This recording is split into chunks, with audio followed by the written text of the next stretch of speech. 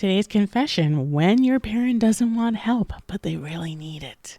Yeah, that's today's confession. My sister and I have definitely dealt with this, where dealing with our aging father, where he feels like, okay, I'm, I think they're at the point they're at their wits' end with their nerves with each other, to be honest. But there have been conversations or arguments where he's like, I'm going to move out. I'm just going to move into a senior independent facility and be on my own. Oh, really? Because you can barely get out of bed by yourself. You can barely get out of car by yourself. You need help. So if you guys are like, us, my sister and I, dealing with a defiant parent, but they clearly need help and assistance, this episode is for you. Our father, he happens to be 81. He'll be 82 next year. And he has very limited mobility. He does use a walker, but I definitely can see that his leg strength, muscle mass has completely deteriorated.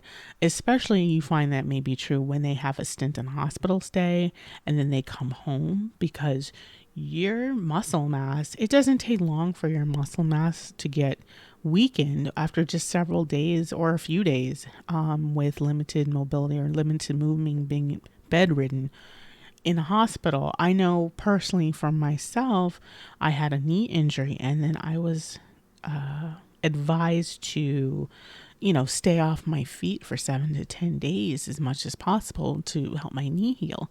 And it's amazing how quickly your, mobility and your strength and your legs and your flexibility can deteriorate.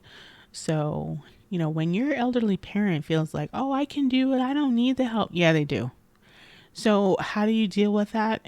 I think one of the things, it's when it comes to the parent or whoever your loved one is, I think it's dealing with the loss of independence. First of all, it's dealing with the loss of independence. It's dealing with things are out of their control now, and things are not going to be the same way they were. And I think that the root of it, they really know that, but they still want to feel like they're in control and they are an adult and can take over some things. But the fact is, they're at a stage in their life where they can't, and it actually is harming them and potentially harmful. Also, for example, with our father, he doesn't drive anymore. How did we get to that point? He actually got involved in a bus accident, making a double left turn in a car in a left turn lane with a big bus.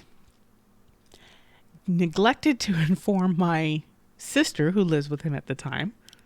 The only way she got notified of it first was through the insurance company, the text message that came through on her phone.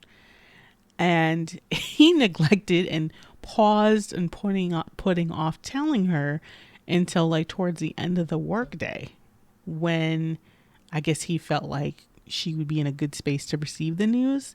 I don't know. She was working remotely at the time from home, so I don't know what was going in his mind, but it was at that instance where it's like, nope, taking the keys away for your own good.